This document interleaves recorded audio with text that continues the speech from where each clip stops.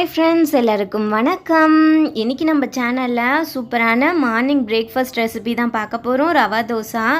வாங்க எப்படி பண்ணுறதுன்னு வீடியோக்குள்ளே போய் பார்க்கலாம். இந்த ரெசிபிக்கு நம்ம இப்போ மாவு ரெடி பண்ணிக்கலாம். இந்த கப்பில் 1 கப் அளவுக்கு ரவா எடுத்துக்கிறேன். இந்த கப்பையே தான் நம்ம அடுத்து எடுக்க போகிற மாவுக்கும் மெஷர்மெண்ட்டுக்கு வச்சுக்கணும். அதுக்கு முன்னாடி நான் 1 கப் அளவுக்கு ரவா சேர்த்தேன் இல்லையா, அதில் 1 கைப்பிடி அளவுக்கு ரவா எடுத்து தனியாக வச்சுக்கிறேன். அது அப்புறமா சேர்த்துக்கலாம், அது எப்படின்னு சொல்கிறேன். இப்போ நம்ம 3/4 கப் அளவுக்கு அரிசி மாவு சேர்த்துக்கிறேன். நம்ம ரவா எந்த கப்பில் மெஷர்மெண்ட் எடுத்தோமோ அதே கப்பில் தான் அரிசி மாவும் எடுத்துக்கிறேன்.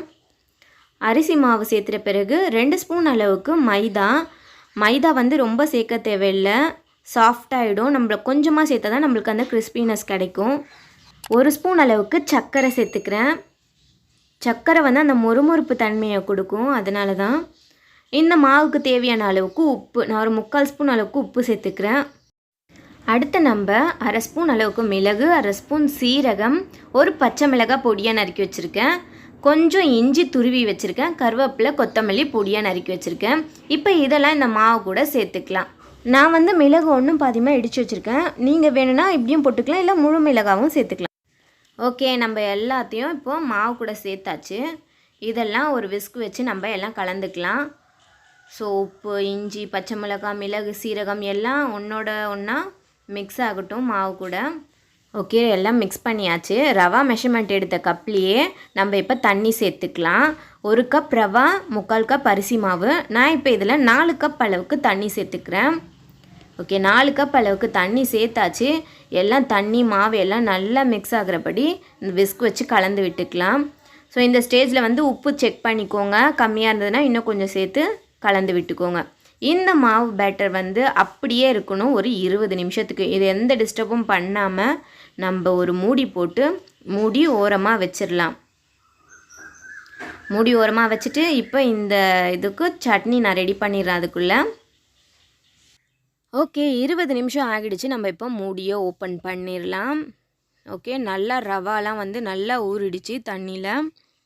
ஸோ இப்போ இதை நல்லா மிக்ஸ் பண்ணிக்கலாம். மிக்ஸ் பண்ணிவிட்டா எனக்கு இன்னும் ஒரு கெட்டி தன்மையாக இருக்கிற மாதிரி இருக்குது.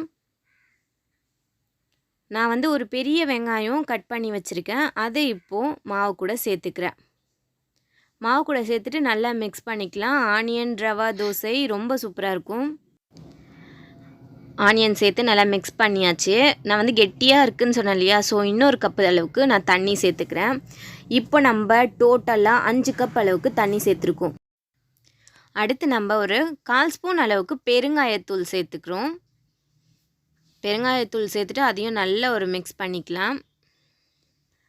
நம்ம ஃபஸ்ட்டே ஒரு கைப்பிடி அளவுக்கு ரவா எடுத்து வச்சுருந்தோம் இல்லையா, அந்த ரவாவை இப்போ சேர்த்துக்கிறேன் மேலே. இதை சேர்த்துட்டு நல்ல ஒரு மிக்ஸ் கொடுத்துடலாம். இப்போ நம்ம ஸ்டவ் ஆன் பண்ணிவிட்டு ஒரு தோசைக்கல் வச்சுக்கலாம். தோசைக்கல் வந்து நல்லா ஒரு வெங்காயம் வச்சு நல்லா சீசனிங் பண்ணிக்கலாம், தேய்ச்சி விட்டுக்கலாம். தேய்ச்சி விட்டாச்சு. தோசைக்கல் வந்து நல்லா ஹீட் ஆகணும். ஸோ நல்லா இந்த மாதிரி ஹீட் ஆன உடனே நம்ம மாவு ஊற்றணுன்னா ரவா தோசை வந்து ரொம்ப சூப்பராக வரும். மாவு மிக்ஸ் கொடுத்துட்டு இப்போ நம்ம ஒரு கரண்டி மாவு எடுத்து அப்படியே வெளியிலேருந்து ஊற்றலாம். இந்த மாதிரி ஊற்றிக்கோங்க. ஸோ நம்மளுக்கு டெக்ஸ்சர் வந்து சூப்பராக வரும். நம்ம எப்போவுமே தோசை வந்து நடுவில் ஊற்றிட்டு அப்புறம் அதை சுற்றி தேய்ச்சி விடுவோம். ஆனால் ரவா தோசை வந்து இப்படி சுற்றி ஊற்றிட்டா நடுவுலேயே வந்து அது அழகாக நின்றுக்கும். ஓகே, போதும். ரவா தோசை ஊற்றியாச்சு. நான் 2 கரண்டி மாவு எடுத்து ஊற்றிருக்கேன். இப்போ இந்த மாவு வந்து அப்படியே வேகட்டும். 1 நிமிஷம் போல் தோசை வெந்திருக்கு. இந்த ஸ்டேஜில் நான் ஒரு 2 ஸ்பூன் அளவுக்கு நல்லெண்ணெய் சேர்த்துக்கிறேன்.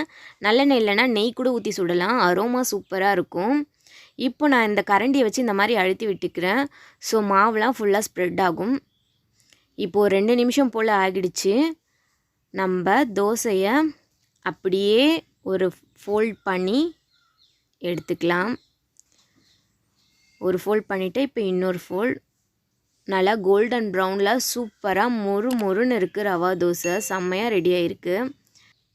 எல்லாம் மாவோட மெஷர்மெண்ட்லாம் கரெக்டாக போட்டு நம்ம செஞ்சோன்னா சூப்பராக நம்மளுக்கு ரவா தோசை இதே மாதிரி வரும். ஓகே, நான் இப்போ அடுத்த தோசை சுடுறதுக்கும் அதே மாதிரி செஞ்சுக்கிறேன். வெங்காயம் வச்சு தேய்ச்சிட்டு மாவு எடுத்து அதே மாதிரி ஊற்றிக்கலாம்.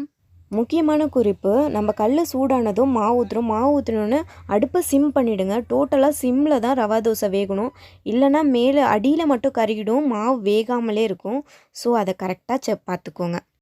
எனக்கு வந்து ரவா தோசை கரெக்டான டெக்ஸ்சரில் இந்த மாதிரி மொறு மொறுன்னு வர்றதுக்கு நான் ஒரு 3-4 அட்டெம்ப்ட் பண்ணியிருப்பேன். வந்ததில்லை கரெக்டாக. ஸோ அதுக்கப்புறம் நான் ட்ரை பண்ணி எனக்கு இப்போது ரொம்பவே சூப்பராக வருது ரவா தோசை. இதே மாதிரி உங்களுக்கும் வராமல் இருக்கலாம், இல்லை ஃபஸ்ட் அட்டெம்ப்ட்லேயே நல்லாவும் வரலாம். கண்டிப்பாக ட்ரை பண்ணி பாருங்கள். ட்ரை பண்ணால் தான் தெரியும். எப்படி வந்ததுன்னு கமெண்ட் பண்ணுங்கள் ட்ரை பண்ணி பார்த்துட்டு. இவ்வளோ நேரம் வீடியோ பார்த்ததுக்கு ரொம்ப நன்றி. நம்ம சேனல் பிடிச்சிருந்தா சேனலை மறக்காமல் சப்ஸ்கிரைப் பண்ணிவிடுங்க. அடுத்து ஒரு வீடியோவில் சந்திப்போம். பாய்.